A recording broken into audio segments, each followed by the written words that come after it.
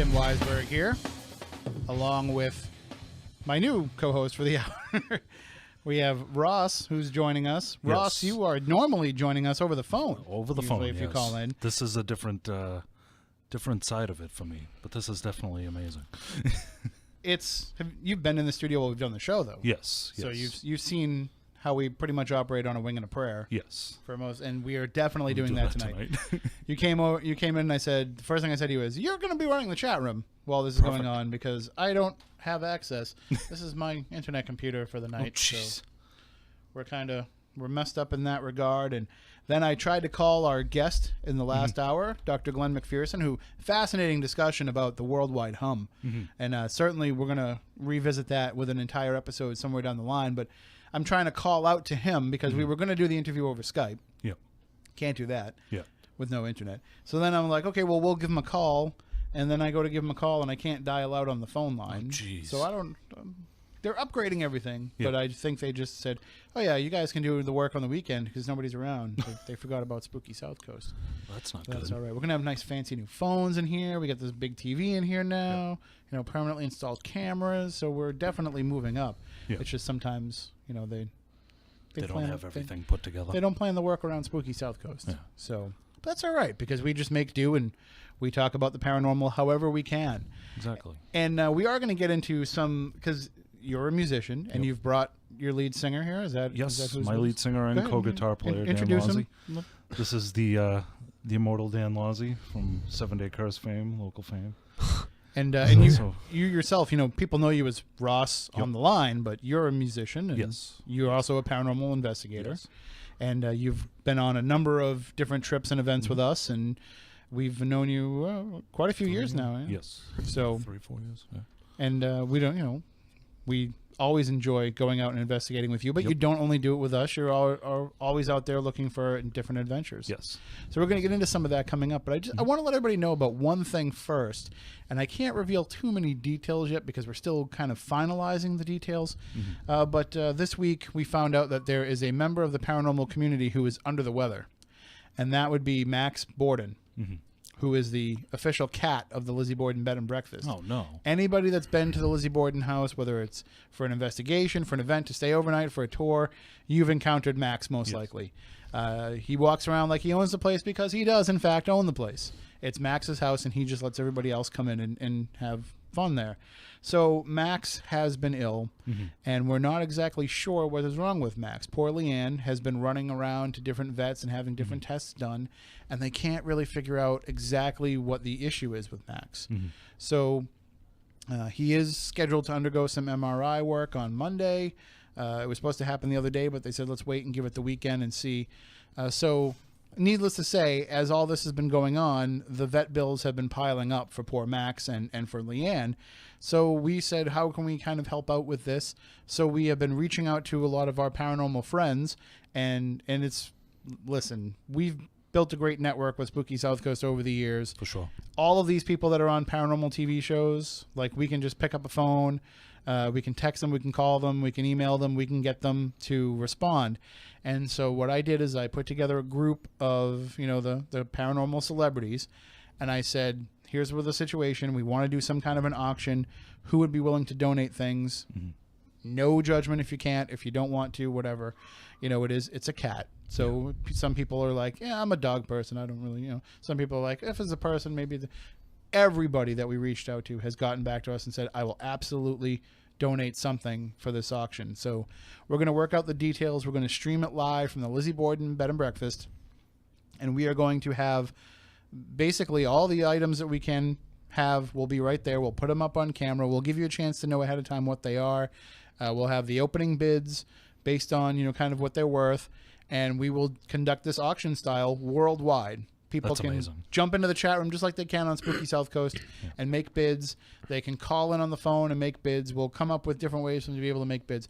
But our goal is to take all these donated items that people are going to be donating, and we are going to be auctioning them all off with all the proceeds going to help pay for Max's medical bills. That's really awesome. And one of the interesting things about it is, and I don't want to give away too many details, but of course, being the Lizzie Borden Bed and Breakfast, there's going to be some investigations involved in this. We're going to be auctioning off some spots to investigate the actual house itself with very small groups. We're going to be offering, different things and events that are going on. I don't know if I want to give away yet exactly what some of the stuff is that we can bid on, but our good friend Chip Coffee might have donated a reading. That would be amazing. Phone reading.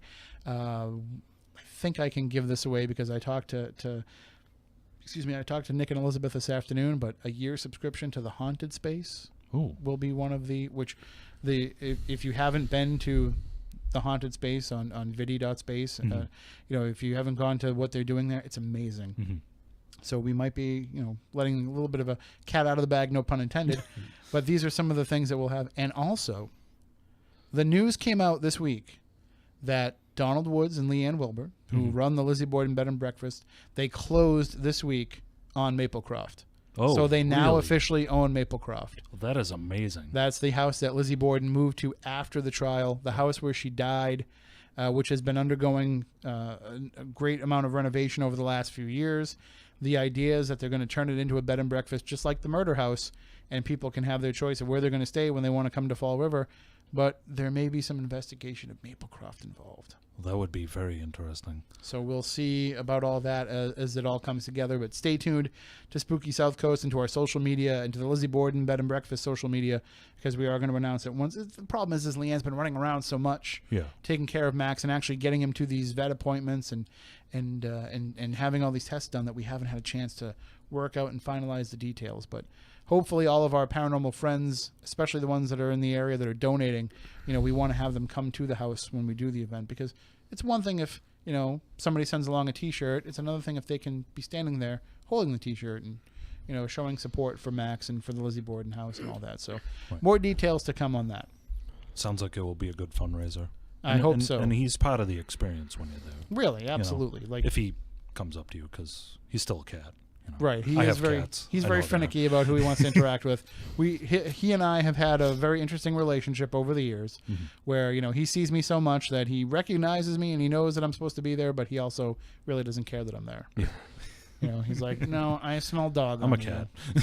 But I had a cat that looked just like him. Really? I had an all black cat. He was a little bit longer haired than Max, but he was the complete opposite. Whereas Max wanders around and he's always jumping in and out of the windows and everything. Not my cat. My cat would never leave the house. So sounds like mine. Yeah. If he lived in the Lizzie Borden house, he wouldn't last very long. He was definitely a scaredy cat. But Ross, you're not a scaredy cat. No. Because you have a foot in two worlds. Yep. In the paranormal world and the music world, neither of which is for the faint of heart. No. And we've been talking for a while now about the fact that there's a lot of crossover with the two. Yes. I mean, when did you first start to realize that there was something to, the paranormal spreading into the music world?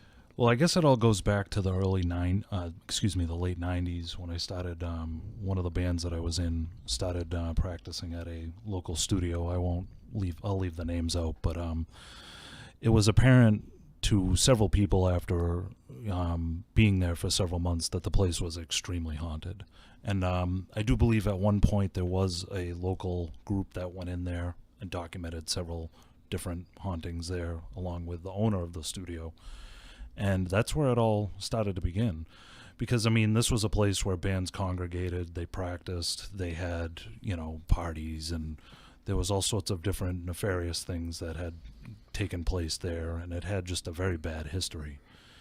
And it really started from those late 90s, early 2000s experiences. And for anybody that's never been in a band, I was in a band for, an event. So I'm not really a musician, but, we went to a place where bands rehearse, and there was multiple bands that had rehearsal space in this building.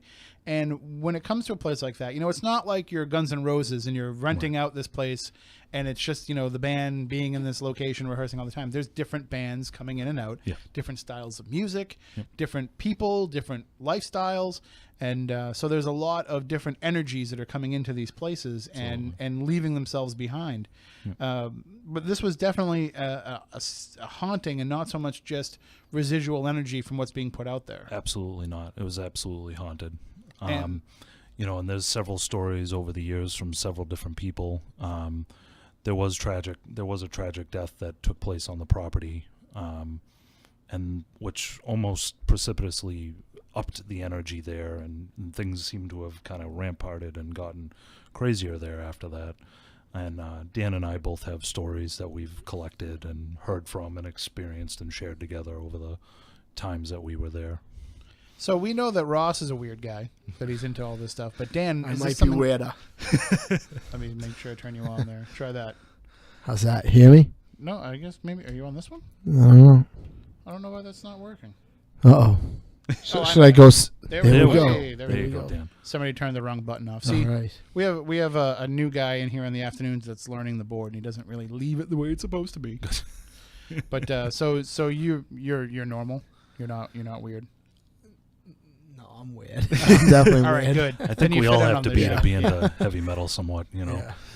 So, but you were going to this rehearsal space too, and having strange experiences. Yeah, well, the big thing is, well, just real quick, just to you talked about the crossover, the type of music we play. I mean, it's as extreme as it gets, and once you get into the realms of like thrash metal, grindcore, especially death metal, what we play, or even black metal, to me lyrically, there's always been those supernatural themes in that music, going back to even Black Sabbath before our genre was even completely formed.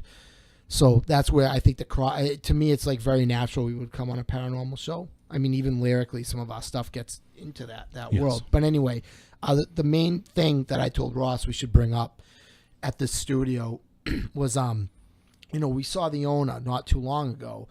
And one thing that would happen there is, now you see surveillance cameras everywhere. It's like a part of life. Back then, this was a new thing, having surveillance cameras up. The only place I had them was like banks and 24-hour gas stations. So he'd catch a lot of things on tape. And long story short, events would take place, and he would go check the surveillance footage, and we would see it was real, and predominantly was, people would, there was this one security guard that passed away, and people would be arguing, fighting in the hallway, because they would say, like, the word had not got around that he had died. So people didn't know he died, had been going up there, having conversations with the guy. Wow. And so whenever this would happen, Luke would be like, hey, when did it happen? What time was it? Oh, Friday night at 9:00. And he'd check the surveillance tape every time. And sure enough, whenever someone said this was happening, there'd be footage of this person or whoever said it at the time just standing in the hallway talking to nobody, right? But the really weird thing is that me and Ross just recently found out was that apparently this one security guard, after he died, he, was still watching over the place.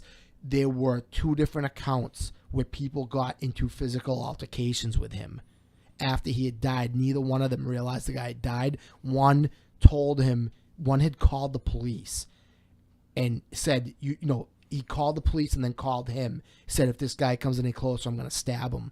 And he had to go and explain to him, like, after this all happened, you didn't see anything. This guy was dead. And he didn't. But he was physically accosting them. It blew my mind when I heard that. He was getting in it'd be like as if you held me down right now. This one guy said he was being held down by him. Yeah. One person they found on the ground with blood dripping out of his head. And the next day, he said he had been attacked by this guy. So something happened I mean, to... This was like as physical manifestation as you could possibly imagine that I personally ever even heard of. So See, I always tell people ghosts can't hurt you. But maybe I have to rethink that now. I've never believed that. I believe, like Ross was saying, we all hear about the tap on the shoulder, no one's there. I think they can touch you, know. But I never thought it would get to that point where somebody's laying on the ground bloody. Yeah. And I guess what the particulars of the story were is there was somebody that was kind of living next door, and he was reworking some parts of the studio, doing some maybe maintenance work there, and he was walking out one day late at night to go back to his apartment, and he hit something, and he hit his head on a pipe. I believe that's what it was, one of the lower pipes, and he was like a taller guy. And the story is that he was there all night, partially unconscious, but the parts that he was was conscious, he felt like this person that had passed was holding him down. Saw him. But he saw him. Yeah. And again, Yeah. I don't think he was another one that was not aware Right. that he had died. And I think this took place maybe like within a year or so after he had passed, and he never met this person. Right. So, but he described him to a T. So, which is that's freaky pretty stuff. freaky. Yeah. And so you'd mentioned the genre of the music that you guys play is death metal. Is that one of the bands? Yes. So we have death metal. So I mean, what's the difference for somebody who's not that? I mean, what how would you describe the genre of music to somebody? It's definitely. If you want to go the different levels, Yeah. classic heavy metal would be like, I mentioned before, like Black Sabbath, Iron Maiden, stuff like that. Then you get into thrash metal, Exodus, Nuclear Assault, Metallica, Slayer, old Metallica. I'd be specific to say that. Then death metal is just it's as extreme as it can get. Bands like Suffocation, Cannibal Corpse. It's like you really can't understand sounding. anything we say, and that's done intentionally. I mean, it's just like we don't pretend like people can understand. But it's high energy. Oh yeah, it's fast, heavy, and so but it has, even though you can't understand the words, it has those themes. It has those dark themes to it. Yeah. So I mean, some might say that you're kind of inviting with the themes that you're doing and with the energy that you're putting out. You're kind of inviting in and also giving amplification to these type of things that could be around you. I mean, Ross, when we go on events, there's people who always do protection prayers and different things. I mean, is that something that people that are in that genre will do? Do they try and make it so that, hey, this is just part of my life that I want to express musically, and I don't want to have these things kind of follow me around, and I don't want to have these type of occurrences happen to me in real life? I would say so. I mean, I know, for me, from the paranormal side, I definitely do some kind of protection, but as well as there are bands that devote themselves to darker themes and even promoting certain types of in certain views, negative types of religion and negative types of themes. I know for us, we kind of do more of a positive spin and more of, like different themes than traditional bands. We're very unconventional with our message lyrics. versus what the music sounds like. But, and it can range from different social themes to paranormal themes to, dark and twisted things and gore themes, horror themes tend to run. But isn't the point of making this kind of music, isn't the point of that to kind of be to get that out of you? Oh, definitely. And absolutely. And to have other people who are listening to music and experiencing music be able to also kind of be like, let me throw all that stuff into this experience. Yes. The thing where the problem arises, and we just talked about this a few weeks ago on another interview we did, I think that, I know growing up when I was into this music's very powerful. I was an angry kid. I didn't fit in or whatever, so I was attracted to it. And I think there's a lot of bands that, despite the fact they look in the crowd and see all these young kids, I don't think they're really worried if they put out a negative message. Like I always say, I'm friends with so many different bands. These bands can go out and sing about whatever they want, promote whatever they want. If it's negative, I don't care. Me personally, though, I take responsibility. I don't want some kid to do something stupid and then say it was because he saw it on one of our T-shirts or something. Mm-hmm. I'm very clear about what our message is. I'm not promoting anything negative. I try, despite how the music sounds, I'm trying to put out a message of, keep your head straight, try to stay away from drugs and bringing guns to school and all these other terrible things that are going on. I mean, and it is ironic that we're giving that message versus the music that we're putting out. But it is too, just hearing the music and being able to play it and being able to hear it from the listener's perspective, the audience perspective, just being able to kind of let all that out musically. Like, even if it's not what's involved in the theme, but just having that release. I'm more calm because the better the bands are going, the more calm I am, without a doubt. Oh, yeah, it's definitely a cathartic episode. So, but having that kind of, it's an energy transfer. That's what it is. Yeah. And having that happen and putting that out there is going to certainly affect the environment around you. Right. Definitely. Right. And it's I can understand why, there's probably some people who choose to, like, if they do have the darker themes, we've seen, especially huge bands, popular bands, guys like Marilyn Manson, for example, a guy who that's a persona that he played on stage, but then it becomes his life because now he's a celebrity. Right. So he can't just go play a Marilyn Manson show. Alice Cooper can't just go play an Alice Cooper show. Now he's going to be Alice 24/7. Right. And so when that becomes your lifestyle and when that becomes the way that you live your life, it's not just an escape for you anymore. It's not just an outlet. And now you're surrounding us. And you've probably seen bands that have been like that. Definitely. Where they, they live the message. Right. I mean, there's bands from from the Scandinavian countries where it took it to an extreme, and they were killing each other and burning churches.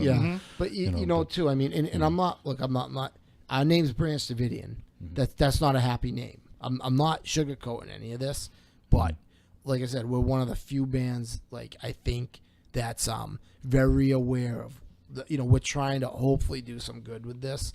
And again, it's not every day you're gonna find something like that. And I would argue that that name might not necessarily be negative. Maybe not, because to the people who were Branch Davidians, it was a very positive part of their life. Right. Oh yeah. And I think as the Waco show is going to show people, it's not as cut and dry as people make it out to be too. Right. I mean, everybody has their own viewpoint of things, and everybody has their own what they think is right and good and natural, and what you think is positive or what you think is being, good. I might have different degrees of that too. Right. So, and I think that's certainly with music. That's something that something that appeals to people is that music is a huge gray area, and people get out of it what they get out of it. Right. And I think that goes for ghosts as well. I think that they might be drawn to that. So when you tell me that there's a lot of crossover with paranormal experiences and people who are in bands, the first thing that I think of is the fact that you are just as much a draw to them as you would be to a living person. Right. Because they have the same, I'm connecting with this message.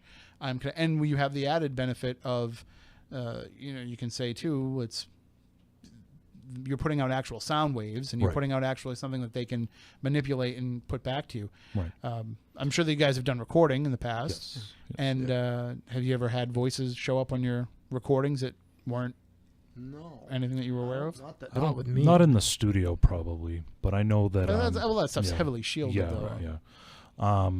I mean, there's been times where we actually conducted an investigation at that practice studio, and unfortunately, it's probably more than 20 years old since we got that, but I know that there was some voices on that. I'm just thinking, not that I'm calling you guys old, but you've been doing this for a while. I mean, you were probably sitting there with the Radio Shack 4-track sometimes, kind of making tapes. We had the Maxwell tapes that we were putting them on. Yeah. It wasn't sophisticated. But the and you raised the question you brought up before about the music being an outlet and can amplify paranormal activity. I think a lot of the reasons why that place got even more haunted was for several reasons, and then there was just several different types of bands in there that play similar music to what we were into, that could have amplified a lot of that. At one point in time, there was so the building used to had an attic that was a kitchen. It was like a like a kitchen. It used to be a business, and for years this place was covered. They had like two different stairs that you could go up to get into different sides of the cafeteria, and the stairs were blocked by couches and just garbage. And it seemed like the more they cleared that out and made those rooms for other bands, one of the bands that used to be up there was, I think, a satanic band, ironically, and I actually got some stories from one of their happenings. The activity seemed to have increased. So, well, let's just say that a band practice space's least best friend is the fire marshal. How'd you know? That's like the one guy that you don't want to see showing up. Definitely not. From some of these places, but I think that there are some people who will look at the kind of music that you play and say, well, that's that's the music of the Invoking it. devil. Yes. You're asking for this when you started playing that stuff. The same people who said, I find it really interesting when I play a record backward that I can hear things. It doesn't mean that I want to believe the things that I'm hearing, but I'm just fascinated by the scientific process of how do people figure something out like this. And so that's like, well, now you're just inviting these things to happen. Right. And I think that you could probably argue that it's not that you're inviting these things to happen, but it's just it could be drawn to it. Right. And it could be the fact that whatever it is, I don't want to say that it's evil, but negative things could be drawn to this. Yes. Especially with the high energy output of it. If you're a ghost, if you're a spirit, if you're some sort of creature and you crave that energy, I'd much rather go and try and suck out the energy of your band than I would, just a guy playing an acoustic set. Right. Right. Well, and in the medieval times, there was what they called the devil's note, which was the tritone or the diminished fifth, Yeah. which was popularized by Black Sabbath. Yeah. Used that, and I guess maybe for argument's sake, there could be something to that, but it's also too like I think it's a lot of what you put into it. We talk about in the paranormal field about Ouija boards, for example. It's what is your intent with it. And I'm sure there's and I don't mean to, I know I'm asking a lot of questions and you have stories to share, sure. But we'll try and feel free to just work them in if I'm asking too many questions. But I'm sure there's also I've written a book about haunted objects, and in that book, one of the things we talked about was there was a haunted violin in Wareham, the town that I'm from, Right.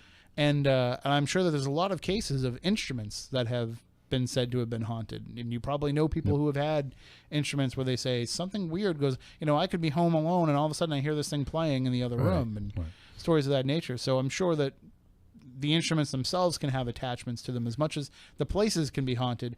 It's not like everybody's going out and buying something brand new. You're buying used stuff, you're picking up stuff wherever you can. I'm sure there's a lot of energies that come attached to that stuff. Right. Has that ever? I can't say that's ever happened to me. I've heard of haunted instruments, but I've always tried to, If you heard about it, you'd want it. Yeah, definitely. You'd be like, that's the base I'm buying next. Unfortunately, it would probably sell on eBay next to the ghost boxes for $4,500. Right, possibly. that's the problem. Especially if you're haunted on it becomes worth so much more. It's funny because being musicians, you must look at some of these devices that people are putting up there for $4,000 or $5,000 and be like, that's a $50 guitar pedal with a bunch of stuff reverb. wired into it. Right. Yes. I've always been kind of interested in to try to maybe take some of those things apart and see what they're made of, but don't pay $45,000 for it first before you do that, because you'll be pretty upset. Yeah. So, why don't you share with us some of the stories? Sure. So, I did receive a couple of stories from Dave McDonough, the director of Groundhog Day, who has been a guest on the show. Which, by the way, was yesterday. So, yes, how's that for? I think they celebrated their 1 year. Yes, synchronicity. So, Dave told me a story about him and his one of his bandmates, and they were standing in their practice room. And they were trying to taunt some of these ghosts, and all of a sudden they hear children running down the hall, and after they heard some of the children running down the hall, the door flung open, and the latch for the lock from the outside hit the other gentleman in the ear, and his ear started bleeding profusely. Well, they ran to the bathroom, which was right down the hall, and right before they got to the bathroom, the sink turned on. So they were getting, even though they got maimed by a ghost, they got a little bit of a helping hand too. Yes. There was another time where one of the bands was practicing in the basement, and they were playing around with a strobe light, and the drummer had indicated after the strobe light went off that somebody had tapped him on the shoulder 3 times, and he had asked Dave about it, and Dave said, no, it wasn't me. And later on, they had the bass player had come over and asked them, hey, who was that guy that came in like real high shorts and like real high socks? And all of them were looking at each other. They're like, well, the door never opened once. And he had described one of the gentleman that had been seen by other people who had passed. So I'm just thinking, real high shorts, real high socks, tapped the drummer on the shoulder with one hand. It was definitely the guy from Def Leppard, right? Except he's not dead.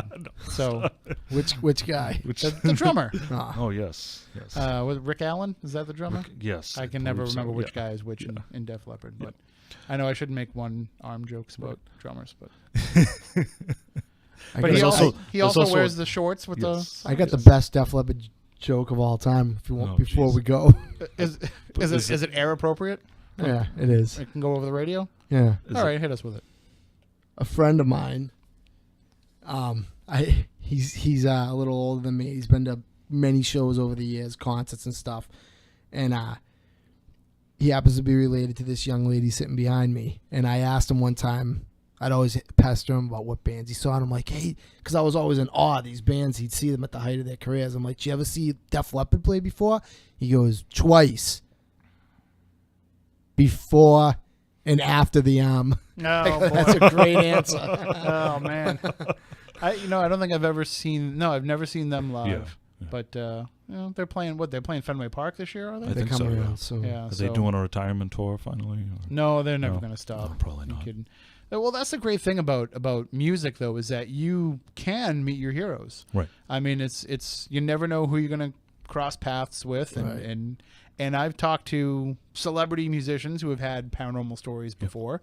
In fact, you know that I've been talking to a guy who's a lead singer in a pretty famous band right now. He has paranormal experiences. There's when I talked to Eddie Money, he said, hey, I've never really had anything weird happen, but I've heard all kinds of stories about weird stuff happening. So it's not an uncommon thing. Right.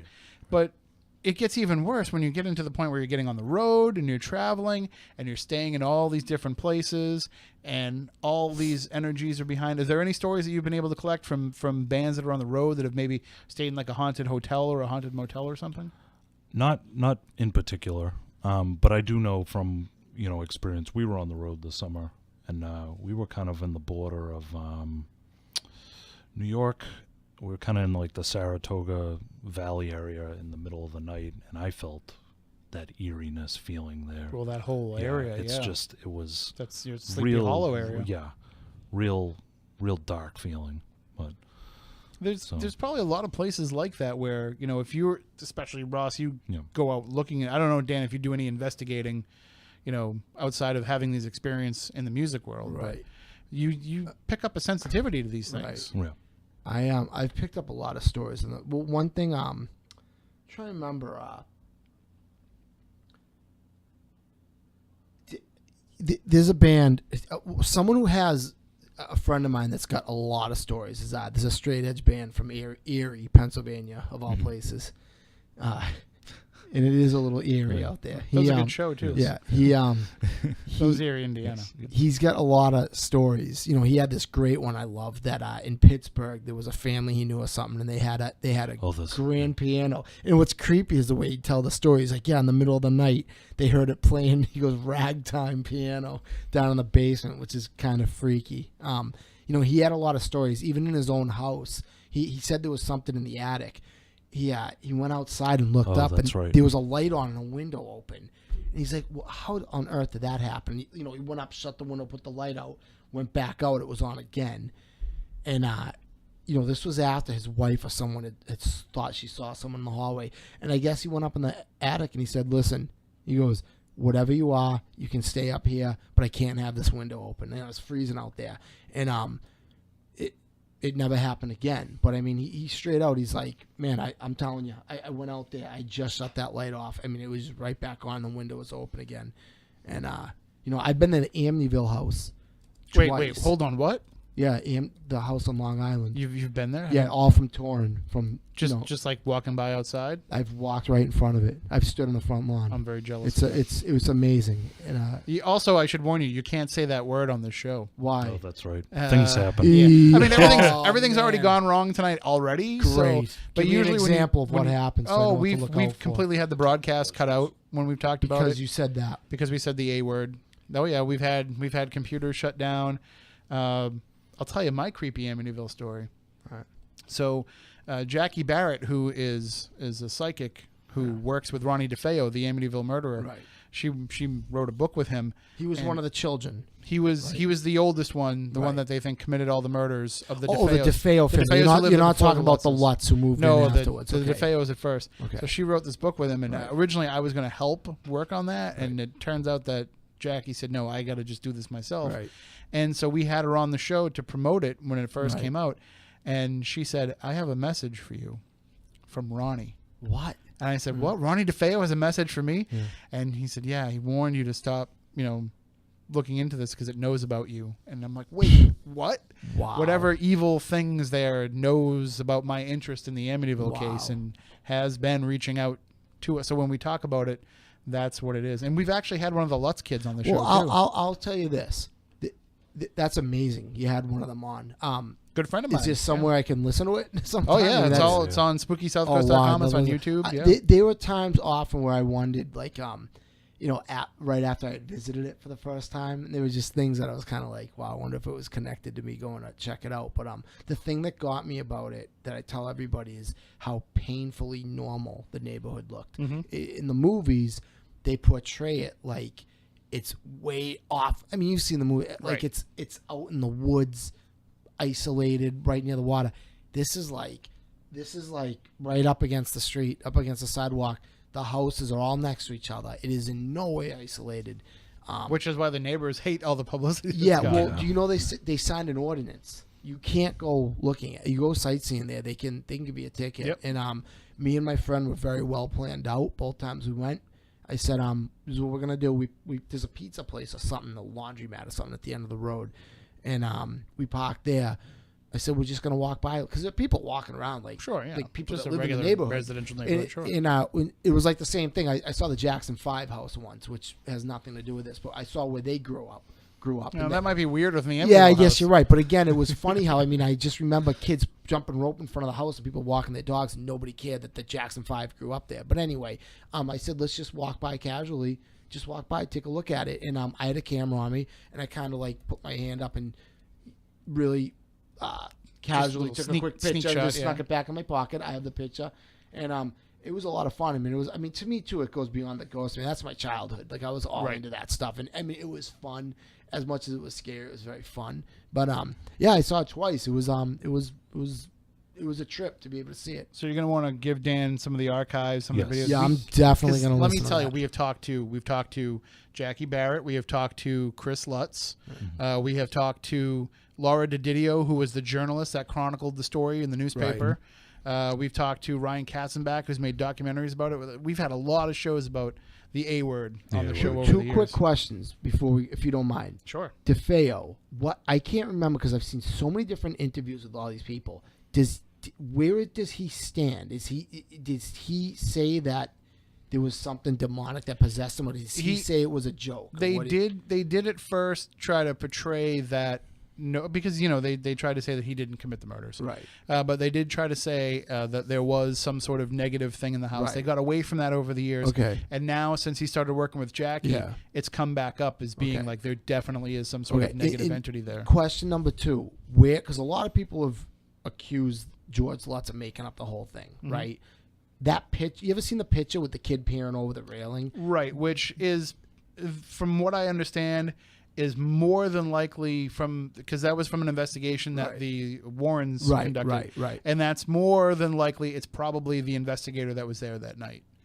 And there was one investigator there that was with him. So the ghost boy photo might not be legit, but it might be. Regardless, where so many people have accused George of making it up, where the child that you had in here or that or whatever, where does this person stand? What does he say something was going on when he lived there? From what Chris has told me, and I've talked a little bit to Danny too, and I've seen Danny's documentary, who's the other brother.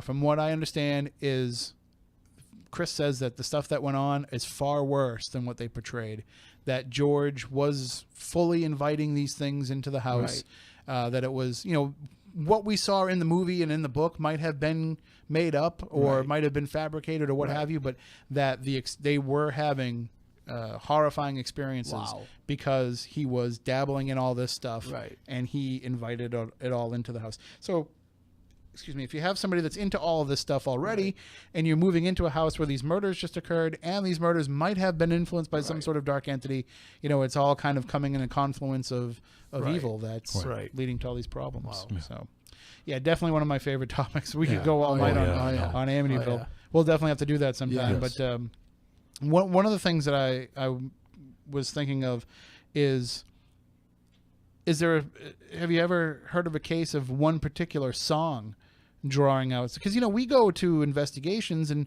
we'll hear, when you play this song, the spirits act up, and so we'll bring recordings of that song and try to use that as a way to kind of help something manifest. Have you ever heard of a song when a particular song is played, that is when activity is stirred up?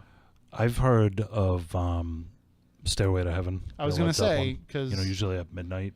I always kind of thought it was more of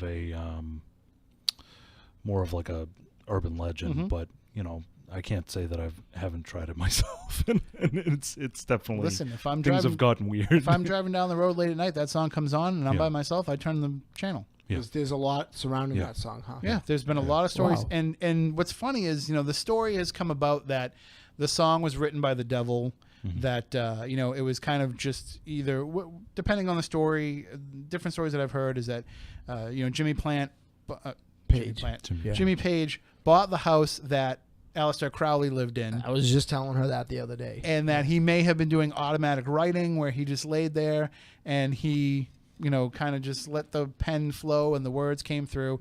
Robert Plant has said that that's not the he's come out and said, I remember sitting there in the sessions and going back and forth, stuff that we put in, stuff that we took out. Then it turns out they probably stole the whole song from another band anyway, because that's what Led Zeppelin did. Yeah. But so there's all these stories that are out there that is, and I always believed that as a kid. So I was like, there's a chance that this song was written by the devil, and it would freak me out. When I was in college at UMass Dartmouth, this might get a little... I used to have to use the bathroom, and I used to like to go to the 4th floor of the library because it was the least populated bathroom. I can go have some privacy. So I would go and I would grab a book, and I flagged the book. Anybody that watched Seinfeld, the book was flagged. But there was a book that I just happened to grab one day, and it was stories about pop culture instances where there was the occult. Right. And it was different songs that were said to have been written by the devil. And in this book, it debunked the whole story of Stairway to Heaven being written by the devil, but it said the one song the devil did write was Hotel California. Which I can't stand. Yeah. Which, I mean, I can kind of understand that too. I also look at it, if nothing else, I mean, how whacked out was Jimmy Page that dude had no problem by himself sleeping in that house with Aleister Crowley. Well, I mean, if you look into Crowley John a little Bonham bit, died there. If you look is into that the house John Bonham? John Oh, really? died, if you look into Crowley though, like a lot of that was gimmick. Yeah. Like, a lot of it was kind of like he just wanted to live this lifestyle where he could do whatever he wanted. Right. And just, take whatever he wanted, have sex with whoever he wanted, not suffer any consequences. So you live this lifestyle associated with it. But still, like, that's putting, like we talked about, you're putting out a vibe, you're putting out an energy. Right. And that can have an impact. And who's to say that the stuff that he tried to invoke didn't actually open something? Right. I mean, even though you're just doing it as gimmick. Yeah. You're still, it's probably worse if you're doing it as gimmick. Right. Because you really don't know what you're playing with. Exactly. So certain songs I think can have an impact on people. Like I remember, I don't even know what it was, but I was a teenager and I was driving around one of my old beater cars, driving around Marion, going down Point Road in the dark, and I just turned on, I think it was the UMass channel, college radio. And I just hear this song that it's like a baby crying. And, it's a metal song, but there's like a baby crying in the background. And there's like all this like ominous, dark stuff happening in the song. And I was like, whatever this is, if this was daytime, I'd be like, cool, turn it up. Yeah. But for hearing that song and that moment, had just freaked me out to the point where I said, no, none of this. Yeah. And like I immediately turned around, drove to like where at least there were street lights and people around, and just kind of had to recompose myself, because music can have that effect on you. Right. It certainly can. I mean, that's when a musician makes music, you hope that it has that effect on somebody. Well, wasn't I believe, didn't you guys have a guest on who talked about certain cultural implications of like satanic imagery and so forth in music and pop culture in the 70s, especially where it became a cottage industry for a while. and that's kind of what we focus on. I can't remember Yeah. his name, but the book was it Hail to My Sweet Satan? Yes. Yeah. I can't remember the name of the author, Yeah. but yeah, that was a great, fascinating discussion. You know, and I think more or less for me, there's certain bands. You know, there's certain bands that if you listen to, like, you know, you brought up the song that you heard on college radio, and you know, even though some people think it's a gimmick, you know, what was the greatest trick the devil ever pulled? Convincing the world he didn't exist. But there's also some bands too that they have that mystique that mystique eventually wears away. Right. You know, like a guy like Alice Cooper had that mystique for a long time, and then you realize, oh, Vince Fernier is actually a really cool guy, and he's nice, and he plays golf. Right. So he's not really that evil. Right. And you know, Black Sabbath had that reputation for a long time, and it turns out that they're just a bunch of regular guys. Yeah. And Judas Priest, you know, Judas Priest is the band where people are playing their records backwards and killing themselves, and you know, you find out like they're just a bunch of dudes. Right. So it if you can build up that mystique, sometimes that mystique is carrying that ominous thing. Right. And I'm sure as the members of the band, you're saying, like, what is this thing that we've created?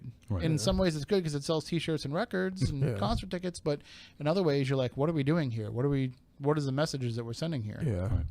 But, You know, and the other part of that is, you know, I think one of the biggest examples of music influencing young teens is the case based on the documentary of Paradise Lost, where three teens murdered a female, you know, based on the Slayer song Altar of Sacrifice.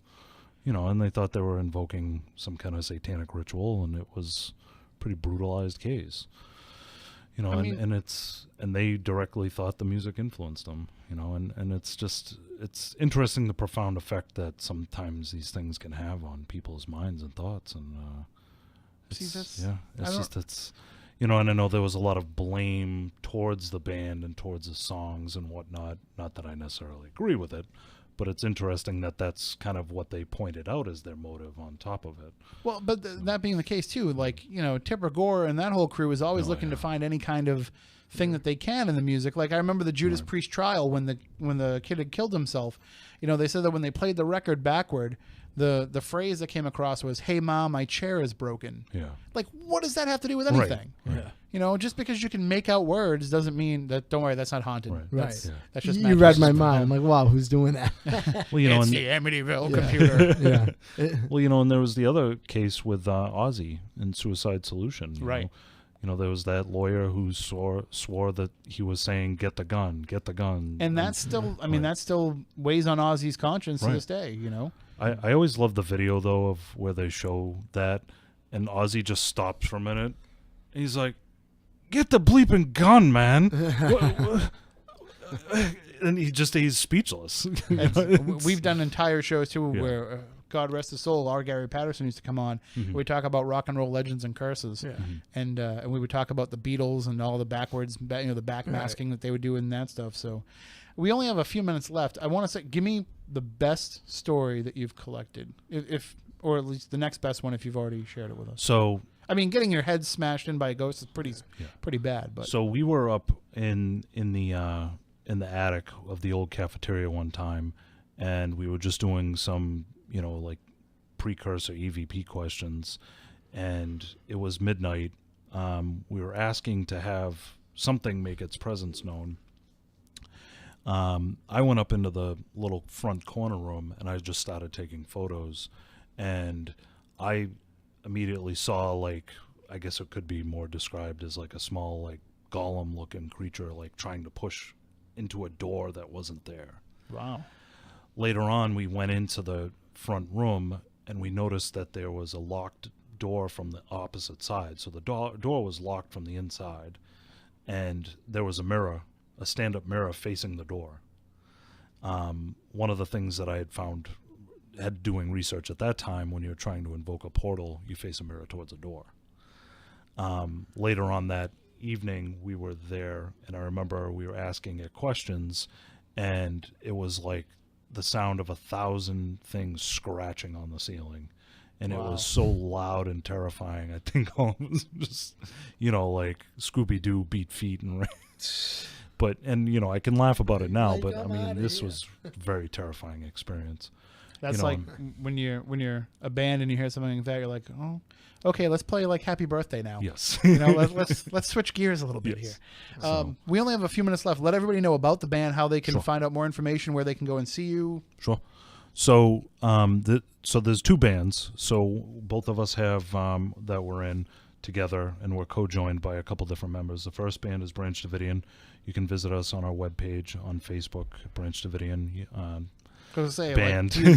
Like, do you ever get like weird emails from anybody? Yes, or- from time to time. Yeah, we've had, especially recently with all the movies. and Sure, we can yeah. see our viewership going up yeah, a little bit. Yeah. You can find our music on Bandcamp at Branch Davidian on bandcamp.com. The other band is Medjugorje, named after the village in. We should probably spell it because Yeah, that's I was a gonna hard say one. you Go wanna ahead. Yeah, spell that one. it's named after the Yes. village. Go ahead, Dan. Croatian Bosnia area.